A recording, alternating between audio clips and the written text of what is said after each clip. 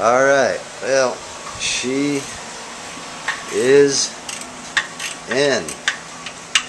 Everything is lined up, centered up.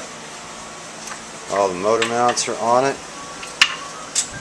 And my boy Matt down there crimping up the last of the bell housings. So we can see it in there. There he is. He's young. He gets to go on the bottom. It's in.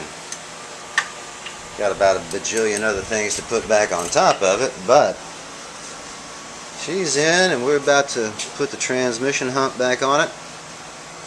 Line everything up. It's looking sweet. Right. We are final, cinched down, straightened up, torqued down, lined up. We're done. At least for mounting it. That thing just looks great in there. I just dig this thing. Complete all of it, straightened up, lined up everything back on the big ass hump. Ooh, I didn't show you the big ass hump. G-force, my man. And it's looking clean and sharp in there.